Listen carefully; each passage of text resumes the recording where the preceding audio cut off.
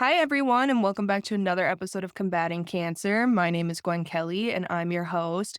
A little background information about me is that I was diagnosed with stage 3 astrocytoma brain cancer, and the reason why I created this platform is because I wanted there to be a safe and honest space for those either in active treatment, in remission, grieving the loss of a loved one, a caregiver, or someone that just wants to come on and learn more about cancer and how to better support someone.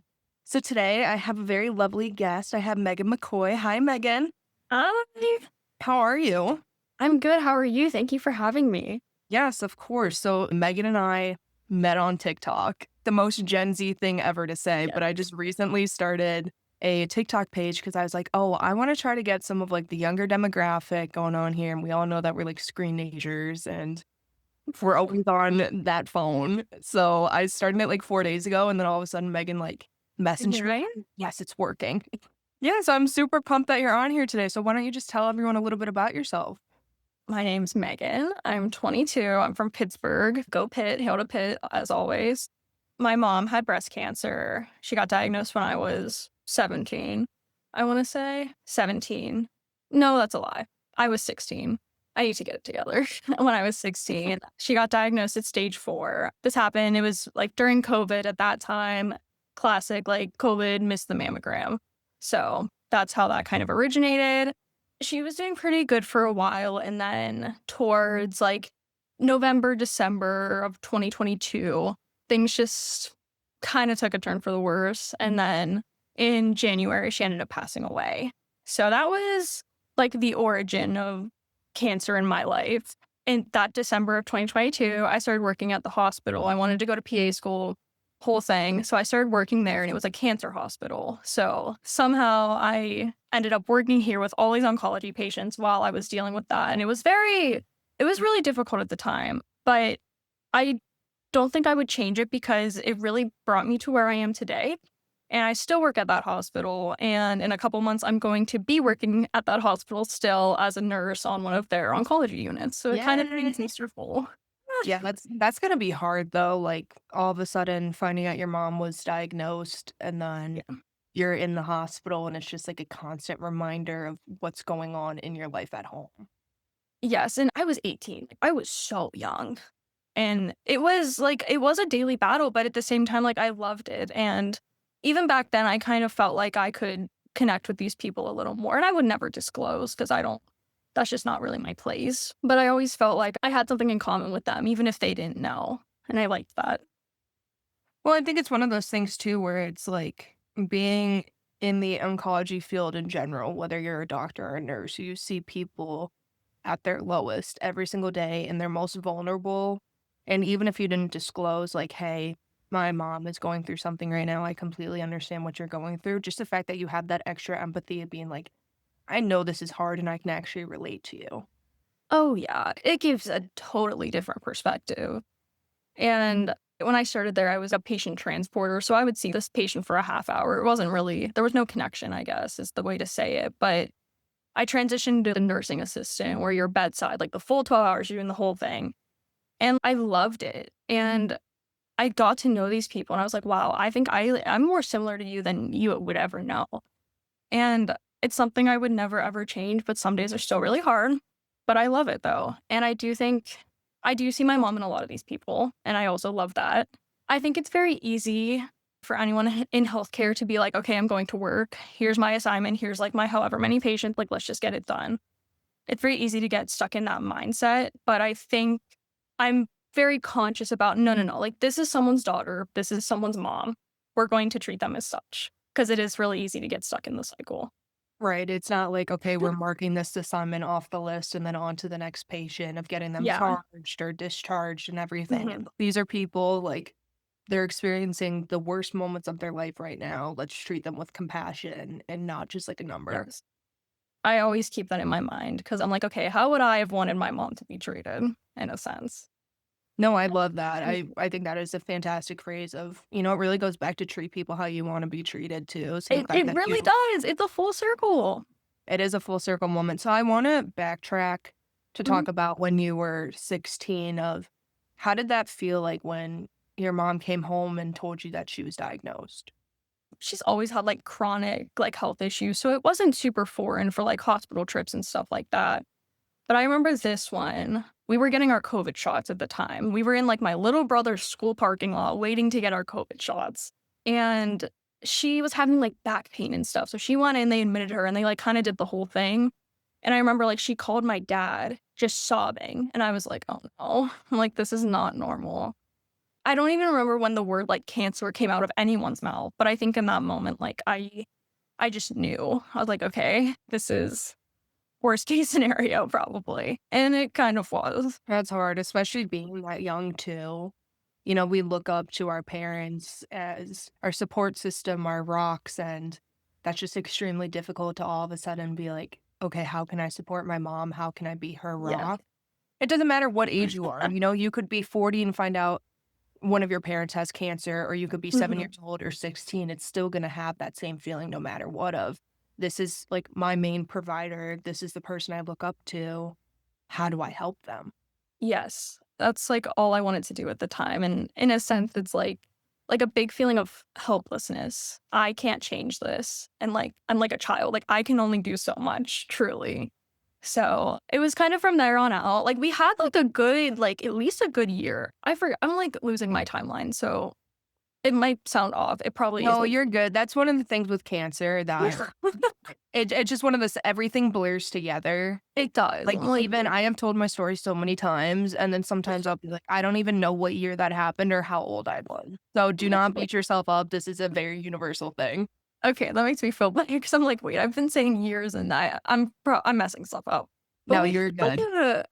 a good like, at least a good year, like, we went on vacation, we were doing all the things, and, like, she was getting treatment, and, like, it was stage 4. We knew that that wasn't good, we kind of knew, like, the outlook, the prognosis, but we really were like, we were going strong. And then, like, again, things just kinda started to go downhill, and I remember Christmas, so, like, a month before she died, Christmas, I was like, "Oh, no." I'm like, "Okay, this is our last Christmas." There was a lot of, like, anticipatory grief, I would say, and I don't even remember some stuff. It was rough, but I dealt with a lot of anticipatory grief, like, months before this happened, and I'm really lucky to have a really good support system, and that kinda helped me through that, but I don't think we talk about that enough either, and I don't even No, remember. I don't think so. I think you were the first person that I have heard mention anticipatory grief. So, one, kudos to you that I told you not to be nervous because you would do great. But yeah, let's dive into that like a little bit more so people that are Okay. listening can understand what that is or be like, "Wow, I didn't know I was going through that as well." That now I actually have a name to the feeling.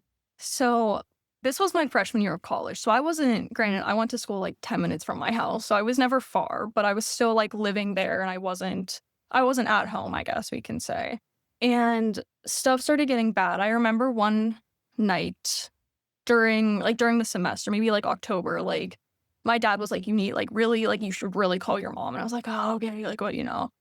And I called her, and she was like, "Hey, we got to the liver, like, we're in the liver, and we were already in the spine, that was, like, established, so she had breast cancer, spine mets, and then, like, that October, we'll say, liver, and then it was really at that moment where I was, "Ooh," like, "Okay, yeah, we're gonna probably go downhill pretty soon."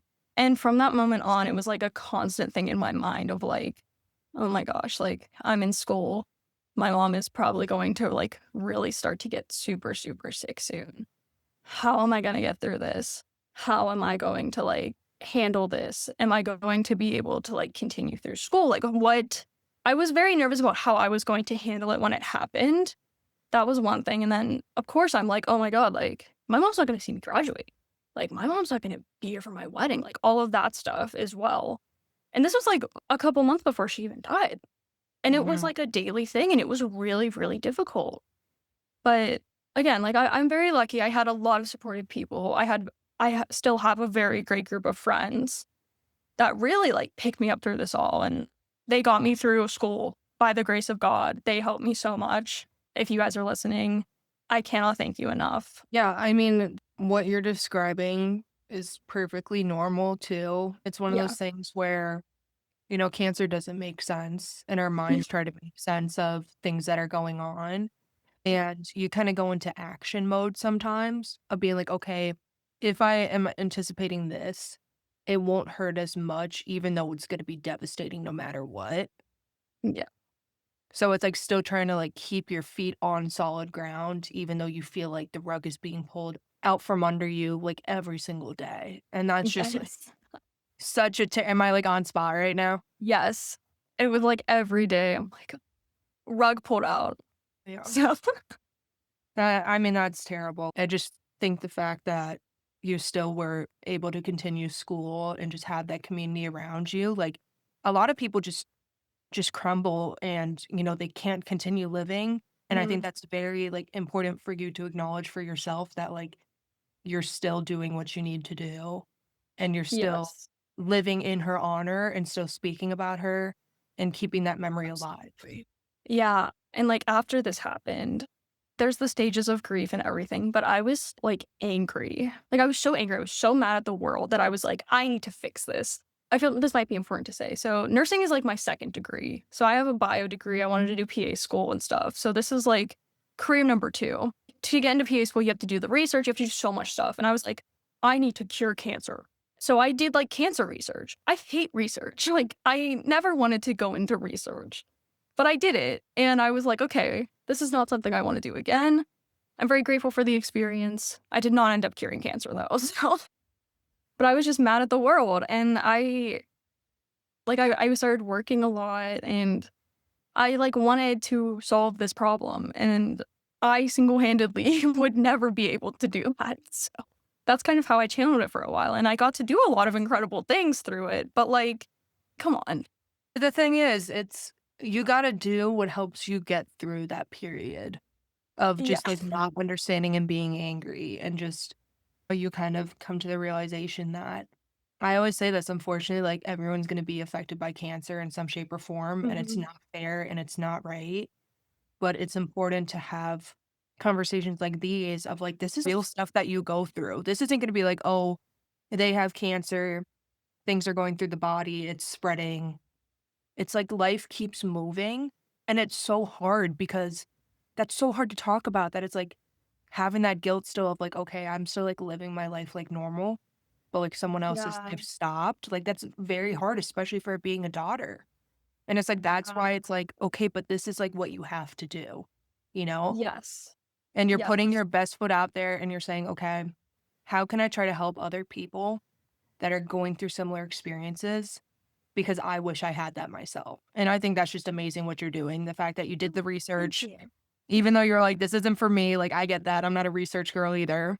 But now you're like, you're in the hospitals and you're relating to them and you're still finding pieces of your mom throughout this journey. And I think that's just amazing. Yes, I really am doing what I love, and I really think once I graduate and once I start working, like, I think that it's somewhere I can see myself for hopefully a long time, if God willing. I obviously would wish my mom was here for 1,001 reasons, but I don't think I would necessarily change the way that things happened. I obviously wish none of it happened, but unfortunately, that's out of my control. And I'm looking back, I am really proud of myself. I have done a lot of really cool things. And I think I channeled grief is such like a complicated thing. Like I think I've been able to accept it, I guess, and I've been able to channel it in healthy ways, I guess we can say. The man grief is so complicated. Oh, I've like oh, for Pittsburgh people out there, if you're listening, the Caring Place is a wonderful resource. It's like they have grief groups. It's for kids, but they have young adult groups for people that like have lost immediate family members. It's a really great resource. I did 2 groups with them and it was really I did one like right after it happened and it was just way too soon and I wasn't in it. And I recently did one and this one was like a really, really helpful. Sorry, that's my PSA. No, no, that's great. I think it's always awesome to talk about the other resources that are out there because a lot of times people don't know that there's help and that there's these support groups and what may work for me might not work for someone else. And I always say, give it a try. Try to do the best you can. Look into researches, like different options, and just if it works, it works. If it doesn't, we find something else. Yep. Yeah, but I want to talk about just the community that surrounded you through this entire journey Mhm. because I always say cancer and going through a diagnosis, it affects the entire family. It doesn't matter if it's, myself going through my own cancer journey, like my everyone in my life has been affected by it. And I'm assuming that is the same Yes. thing for yours and your family. And it takes a village to go through the Yes. motions and the storm of this. So tell me about your community and how they uplifted you throughout this. Absolutely. My friends knew at the time, so they were very helpful, but family-wise, I it truly takes a village. I have a younger brother. He was 11, 10, 11 while this was happening, so he, like, couldn't stay home by himself, like, that type of stuff, and my dad was working because my mom couldn't to support us and do all of that. My mom and my brother were staying with my grandma, so they were staying with her mom, and they lived, like, 40 minutes from where our house is, and my sweet, perfect uncle would drive my brother to school every day. He would drive him, like, an hour both ways, each way, and my grandma just took care of my mom, and I would kind of go between the 2 places, like, my dad and I would go out, and then, like, it was just like, it was difficult from that point of view. In high school, I had so much support. I had a really great guidance counselor. I keep in touch with her today. She is incredible. I also played soccer. I played soccer during undergrad. I played soccer my whole life. So I always had like support in that aspect. I always had a team, I guess. And they helped so much, especially like in college, I would say. But in high school, I had a lot of friends and a lot of their parents, in a sense, like filled the gaps that were inevitably going to exist. They helped a lot, and I never really got to, like, thank them for that, and I really wish I could, because they made a really, really difference. My mom was on hospice for, like, a week, I would say. I wanna say a week, and, like, leading up to it, my friends were, like, by my side. They like, the food and stuff and just so much support, and oh, this is, like, the worst part of all of it. This gets me every time. So, my brother's birthday was the day after my mom passed away. So I feel so bad for him. It's just such a tough situation, but my friends and people from my soccer team, we were able to like throw him a little birthday party because my mom never got to send out his invitations. And that like gets me every time. Like, oh, Yeah. but I just have never felt so supported. And I was drowned. I was so far underwater. And I, like, know that now, but I had so many people pulling me up, and I, like, wouldn't be where I am today. I don't know if I would have finished school without them, like, I don't know what I would have done with them. And in a way, they provided, like, so much support, but they also provided a lot of, like, normalcy. Yep, that is the biggest thing that I always say too. I'm like, that is so huge of just being normal sometimes. Like, I feel like you have to like gauge the conversation if it's like, hey, today, do I want to talk about what I'm going through? Or do I want to gossip about someone on the soccer team? No. Yeah. Like, I remember obviously, I could have, like, said no, but they were like, "Hey, we have chem lab, like, are you going to come?" And I was like, "Yeah, I'm gonna go to chem lab. I just need something that's, like, stable that, like, I can do right now."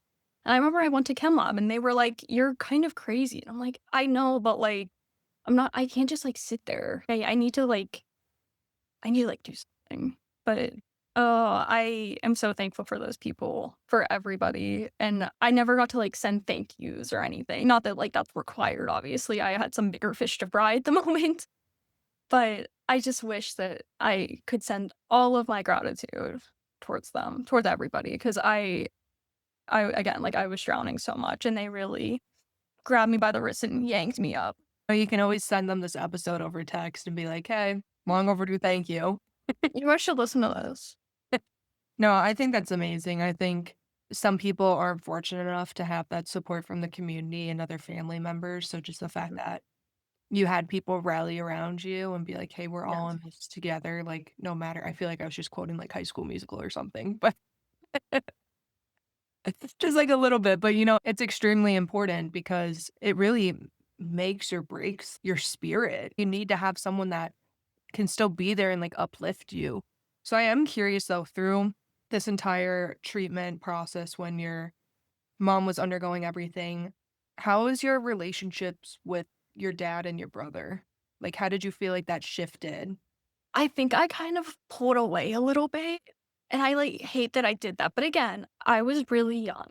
I, like, can't blame myself for a lot of this stuff, and I know that, but I do feel a lot of guilt because I definitely pulled away. Like, again, I had a lot of friends, and their families were, like, very supportive, and I feel like I kind of banked on them a little bit for, like, that sense of normalcy where it's like, "Okay, my family is, like, living in 2 different spots. My mom is, like, super sick, like, what?" Like, my world was just rocked. I think I really latched on to, like, other people's families.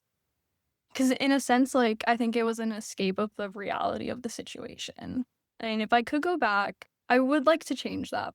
But at the same time, I don't think I can't promise myself that I would've. Yeah, I think you were doing what you needed to survive in the moment, and it's Yeah. very easy to wanna escape. It makes sense. Like, I don't want this to be my life, like, let me go over here. Let me go be a normal 17-year-old. Yeah, because this shouldn't be happening to 17-year-olds. Their mom should not No. be getting breast cancer and passing away, like, this shouldn't be No. happening. No. So don't beat yourself up for that. I mean, you were young, and who I was 3 months ago isn't who I am now. My decisions I made when I was 17 isn't me now, like, I feel like I'm constantly, like, changing into a different person, and whoever knew me when I was that age, probably not the same person. Agreed. Hard agree. I just wanna just really reiterate to you that I think you are very strong in how you handled this entire Thanks. situation. It's never easy to lose a parent, like, whatsoever, and I really commend you with how you were able to keep living your life and also, like, pursuing something that can help other people. Because although, you tried the research and No. you're like, "I'm not gonna cure cancer today," just I'm telling you, like, from being in the hospitals, those nurses make or break your day, like, I promise you that. Top tier. I may not be able to cure cancer, but I can, like, single-handedly probably make someone's worst day a lot better. And that's kinda what I tell myself going in is I do have that power to do that for someone, and I love that, and I do try to when the opportunity presents. Well, before we go, is there any advice that you wish you could give to someone that was your age when you were going through this entire thing? Of, like, if you had to tell, like, a 16-year-old Mhm. advice. I would say, well, general advice, everyone get your, like, preventative scans, super important. And also, if something is wrong, like, if you feel like something is wrong, advocate for yourself. If you feel like something's not right, tell someone. But for advice, I would say, really soak up every day. Tomorrow's not guaranteed for any of us. Live every day to the max. And then call your parents and tell them you love them. That's more of a general thing. If I had to give myself advice, I would say I want to tell myself to do like the uncomfortable thing of like spend more time with her, like spend more time with your mom. But I think that's more for me. But my big advice would be like live your life to the fullest, which is oh god, that's so No, I love it's true, though. it's so true. It's so true, like, yesterday's gone, tomorrow's not promised, all we have is today, and, hug your loved ones. If when you hang up on the Yes. phone, like, tell them you love them. Always tell them you love them. I don't care if you're in the biggest fight in the world. Always tell them you love them. Tomorrow is not promised. Mhm, So I for don't know. sure. I'll Well, probably think of something later, but thank you so much for coming on today, like, I really appreciate it. I hope it wasn't as nerve-wracking as you thought it was gonna be.